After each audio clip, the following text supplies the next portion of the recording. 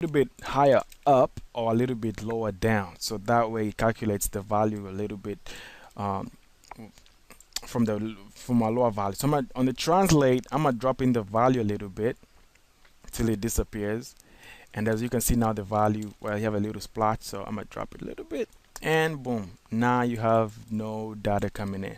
But now if I go back up and start cranking this up from 0, uh, the effect kind of works.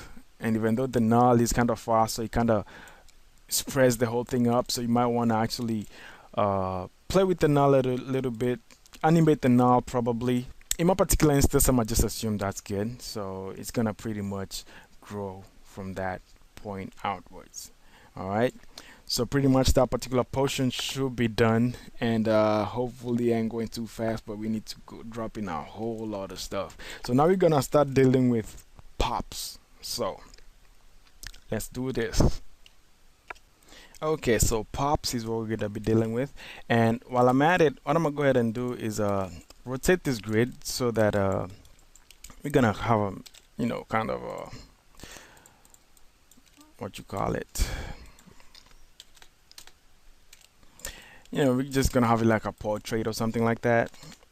So now that you got that set up like that, we're gonna go into pops and drop in a pop network. So on the particles, you can drop in a pop network or whatever level that you feel of dropping the pop.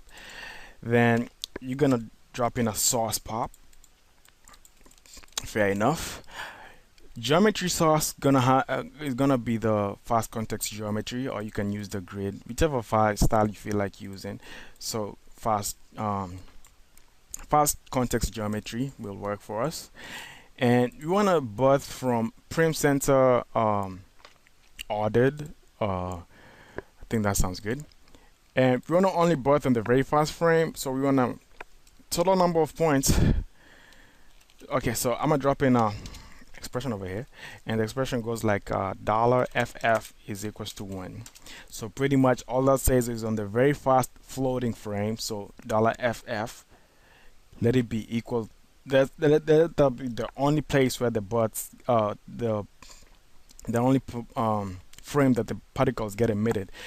But the impulse birth rate is not 0. You don't want that to be 0, otherwise it will not birth anything, or actually it will birth something, but very small. Now the grid over here has 2,496 primitives in it, and pretty much that's the number of points that you want, cause that's the number. The prim center give birth particles on the on the center of the primitives over here. So what you can implement is an expression like m prim, which actually will just go ahead and birth everything out based on that. Or if you don't want to do the m prim, or if m prim is fair enough, but another style will be using an m prim expression, but we won't deal with that. Okay, so we got that particular session set up. Under attribute, you want to change the velocity to 0 over here, and now you want to create a way of manipulating the data. And simplest way is, well, what we've been setting up as of right now, even though I didn't mention that before, when we were implementing the spread over here, which I'm actually going to increase for 1 while we're working, and then this is what we're going to be implementing. So you can create an attribute from the top over here. So I'm going to go ahead and drop in an attribute create. Essentially what you're going to do is use this to pretty much blow away the particles, if you want to look at it like that. And the value is going to be, how would you look at this? Now we have black and white. Now anything that's white, you can use anything as white. Anything that's black, you don't want to use anything like that. So you can say you can drop in a color attribute for anything that's white is what we want. So whoever is greater or equal to 0.9. You may ask why I chose 0.9. All you gotta do is come to the transform over here, the one before the attribute create. Right click on it, say spreadsheet. Maximize this a little bit. And the very first one over here, and by the way, our values are kind of clamped. No, they're not really clamped. So I'm gonna go ahead, go back to the VARP over here, and before I output this to the final output, I'm gonna go ahead and drop in a generic clamp. So pretty much that should make our values go from 0 to 1 and no more than that. So if it's below the 0, it gets 0, and if it's higher than 1, it gets to 1. All right, go back up. Now I'm gonna go ahead, right click one more time and say spreadsheet, and now you have values of 1. Some places is 0.9 something. So pretty much this is CR CGCB. So pretty much what you want to do now is actually just use the CR. You can use any attribute pretty much, but we're gonna use that.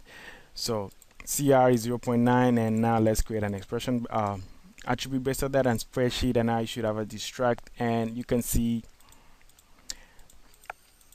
as you can see, all these points have 1 on them, and at the bottom they have 0 because the color is less than 0.9. So all of these have a value of attribute 0, and all of these have 1 because the value is greater than 0.9. So that's why there are values like that. You see this is 0. Greater than 0.9, so that's why you get the distract value like that.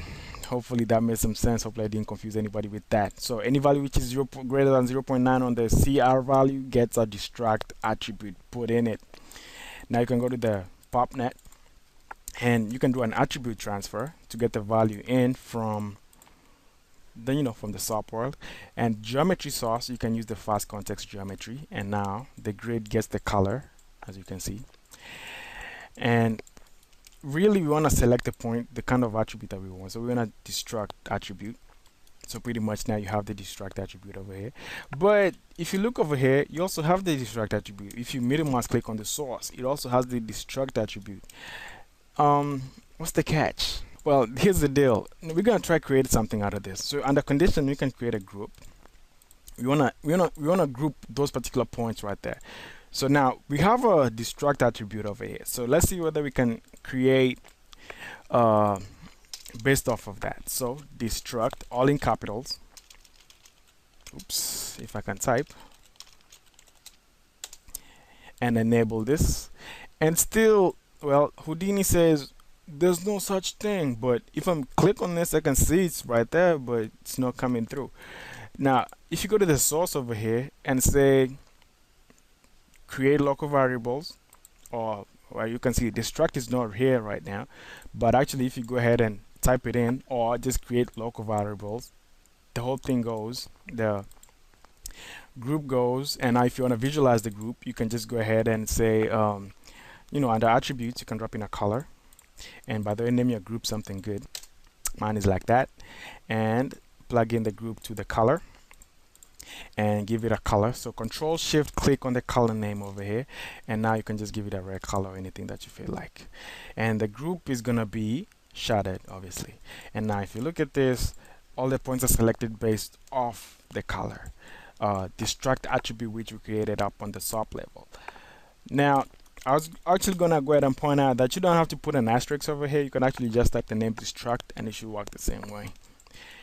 Now if you have a lot of other attributes which you don't want to bring in, now we got that particular part set up. So all we need to drop now is a wind, or under forces you can drop in a wind, plug that in, and the wind is only going to be affecting the shattered particles. And the velocity, all you gotta do is check on how you want the particles to be emitted. In my case, I want them to go this way, so that will be positive z in my particular instance. So z over here. If it was negative z, you'd have to type a negative velocity, but mine is positive, so I'll type a 6.5 aspect 8, whichever one you feel like. You have to play with the settings a little bit. For the noise, play with the frequency, play with the amplitude, play with the exponent, play with the turbulence. No settings really that I can give you specifically. I don't like giving settings when I'm making tutorials because every effect is different in its own style. Then if I play this, well, the particles play exactly the way we would like, even though the velocity is not kind of what we would like, but it's kind of working. So I'm increase the velocity a little bit, and that sounds fair enough, but it should work for us. Now we could go ahead and animate the thing over here. So I'm gonna go ahead and visualize that. Okay, so I'm gonna go to frame 25, give it a 0 attribute, and I'm gonna go to frame 192 or 200 and something and give it a high attribute, and boom. Actually reduce that a little bit till there. There you go. So now you should have an animated thing over here, and as you can see, kind of neat for a trick. So now I'm gonna go ahead and play this in pops,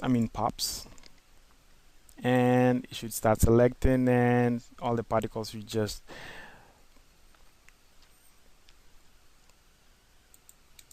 kind of emitting like that. It might not be what you want, and we missed something. It's still emitting particles if you see that. So